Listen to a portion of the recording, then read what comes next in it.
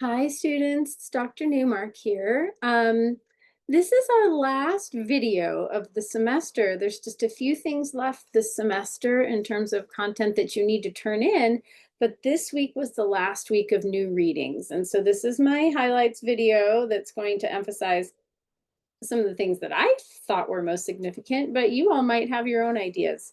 But without further ado, let's get going.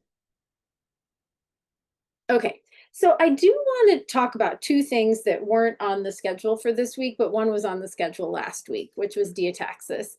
But I want to mention first, write the docs, and then we'll talk about Diataxis, and then we'll talk about Grant's writing walk-on, and then Arola as a land-based digital design rhetoric. Okay, so Write the Docs. So Write the Docs is an organization of documentarians. So this means people who write documentation for a living. Writing documentation can come in multiple forms, like technical, like very technical, where people are using sort of like WYSIWYG tools to help them write single source documentation for user guides or help resources or a web-based documentation system of another kind. So that is documentation, yes, software documentation. But documentation is just sort of a capacious term that can mean anything that is used to document a process. So that could be, an instructions or a protocol or a procedure or something like that. So any person who works in that spectrum of skills or spectrum of careers with documentation could be a participant in this organization called Write the Docs. They have multiple annual conferences, some in Europe and some in the United States, and they're really fascinating. I would love to go. I've never gone, but I'm really fascinated by this whole world of the writing of documentation. And some people might think, oh boy, that sounds like really pretty boring, but it's very rich, and I'm particularly interested in the way that people who write documentation engage with visual persuasion in the documentation that they write. So I just wanted to point this out to you because much of what we've done this semester has been very much in these, obviously the visual rhetorical vein, but it's also been in the cultural rhetorical vein. Many people say all rhetoric is culture, but we've studied the rhetoric of many different communities, many different discourse communities and populations. And documentarians are a population of their own, right? And so how within that context, they're using visual meaning making to help ease the task of the people who are following the content that they create. So anyway, so if Write the Docs is a group of people who identify as documentarians, why do you think this is relevant at all to people who are interested in visual rhetoric? That's us. So what are some of the connections between a smart and responsible visual rhetoric practice and one's approach to creating documentation? Documentation doesn't have to be visually rich. It can just be annotation in code. But it could be visually rich. This is an example from an article on visuals and technical documentation using screenshots from Slack documentation. This teaches the user how to use the tool's affordances. So you can see that this is sort of instructional content describes, I mean, the red boxes are not in the original. The red boxes were added in the article that I got this from, but it describes how this visual emphasis, these screenshots, help to elucidate the information about how this tool works. So in this case, a visual addition to the documentation is very much to the interests of the user's uptake of a new skill or a new learning to sort of assimilate to a new system of signs, perhaps in this tool, Slack. Okay, back to Diataxis. I know I talked about this last week, and I know I said I was really fascinated with it, but I'm just going to summarize it one more time. I had this slide in here from last year, but I was like, I'll keep it because I think it's worth mentioning again. I included Write the Docs, and I included Diataxis here at the end of the semester because I want you to understand that even for people who are going more in the like very technical writing side of technical and professional communication, visual rhetorical training can make a huge difference in the work that they do, which I think is really evidenced by this Danielle Procita's configuration of Diataxis. So The visual rhetorical aspects of Precida's work are very clear in what he says here. One reason Diataxis is effective as a guide to organizing documentation is that it describes a two-dimensional structure rather than a list. It specifies its type of documentation in such a way that the structure naturally helps guide and shape the material it contains. So this is what Precida's writing here on the website for Diataxis. Last week, I included some commentary by him from a Reddit forum, but anyway, he continues. He says, as a map, it places the different forms of documentation into relationships with each other. Each one occupies a space in the mental territory it outlines, and the boundaries between them highlight their distinctions. We've talked a lot about maps this semester. This is a diagram. This is a map. I mean, we can really tease out the differences between those two things, but it is dynamic and it indicates the relationality between the quadrants in this case. And it's super interesting to me. I think I may have mentioned last week, when I next teach my undergraduate documentation class, I may use this framework to teach that class. We'll see. Okay, now, so David Grant's writing walk-on was published in 3Cs, which is sort of the flagship journal in composition studies, college communication and composition, or college composition and communication. I can never remember what order those words go in.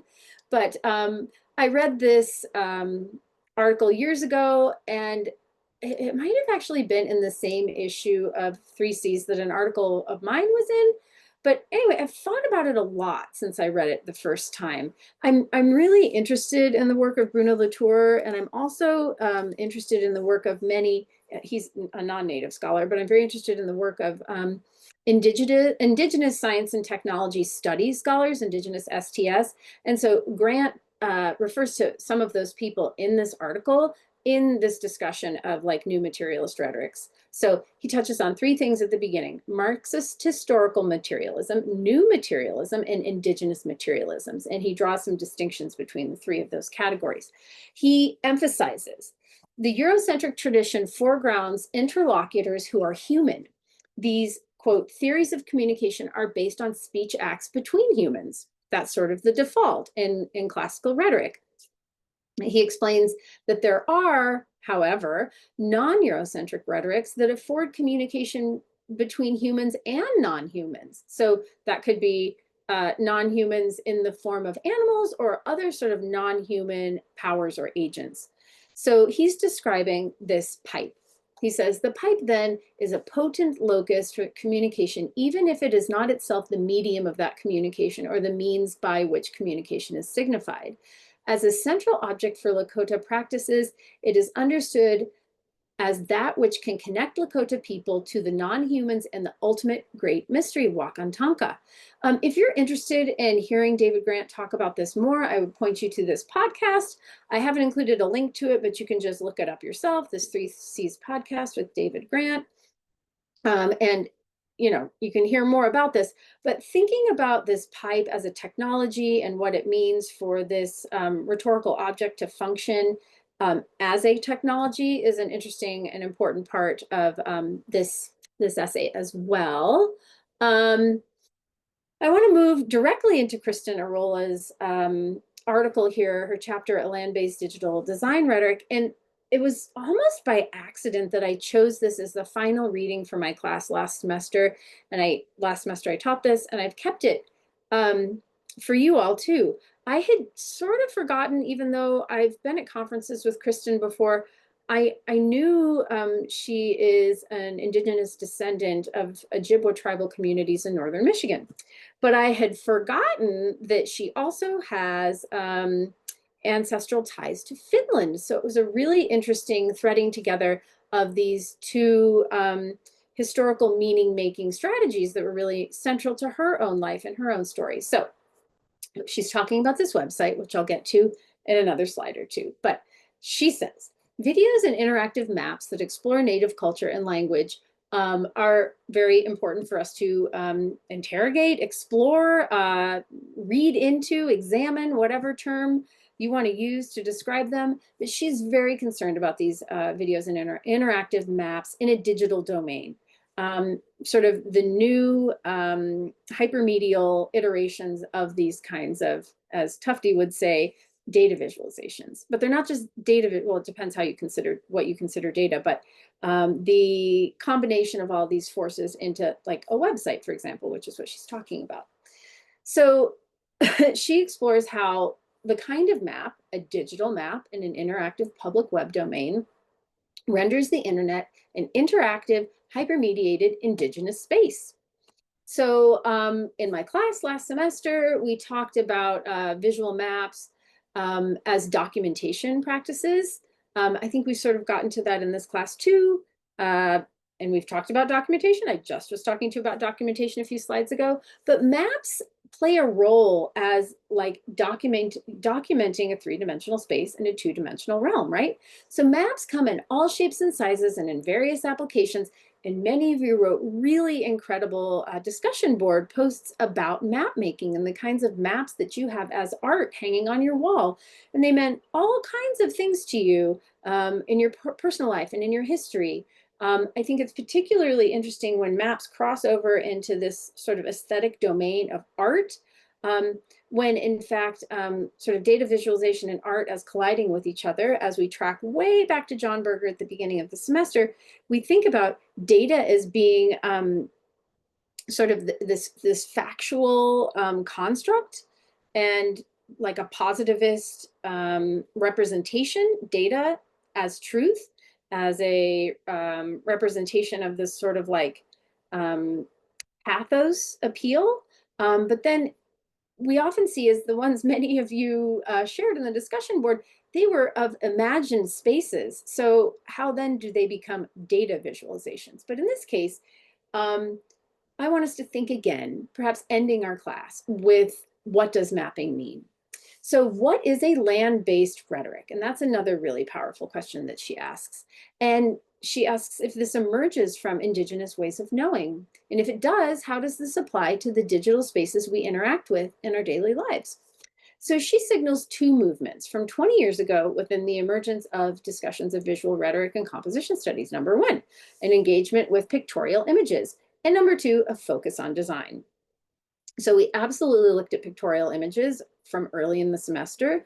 Sort of classical oil painting began our semester. And then we focused on design, like document design, the way that design functions cognitively, spatially, and some of the tactics that we can use to design a space to draw our users' eyes to a particular part of our content, right?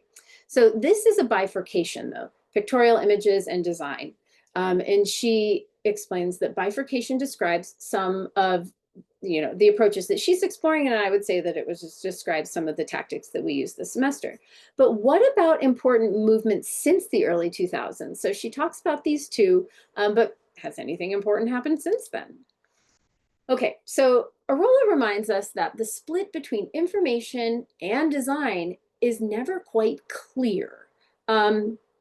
I absolutely agree with that, and I would love you to think about that a little bit more. Is information always designed? And is design always a method by which we convey information? Okay, so how do you understand this concept of land-based literacy? Arola claims that our movement through the biosphere is always already part of the semiosphere.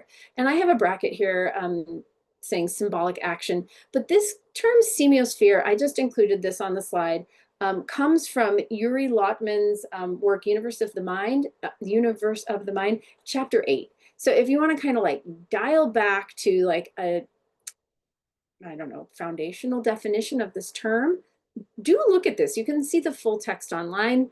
I perhaps invite you to do so, to take the initiative and learn more about this concept. She writes, digital writing and rhetoric are always already part of our ecology and vice versa.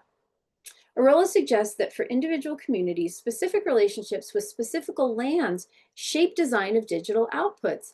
I think you'll agree with this. If once we get to the next slide, and you've probably already thought about this because you read the chapter, but specific relationships with specific lands shape design of digital outputs. Not always, but they can, with certain specific geographical places that are laden with meaning for the communities who are producing those digital outputs to represent them. or to communicate about them, or to raise the profile of, whatever it might be. So in general, design and relationality have long shaped very basic graphic design phenomena, like the use of solid shapes to convey reliability, like the Kone Elevator Company typeface, very strong block letters, reliability, as well as more complex relationship design in digital space, such as the concept of embodied interaction in a human-computer interaction design. Okay, this is the last slide. So Arola is concerned with particular elements in the biosphere, shaping design. Following Deloria, I think her chapter is really beautifully written, and it ends in a really, oh, I don't know, almost like a solemn sort of dreamy way, compelling us to think about the relationship to a digital rendering of a space that she really knows and that resonates with her and evokes all kinds of feelings and attitudes and memories for her, almost in sort of like a bodily knowledge way, predating her. These are her ancestors, her family, her community. So what do you make of Arola's fusion of her Finnish and of her Ojibwe roots shaping how she sees and feels design? Do you know anything like that in your home community?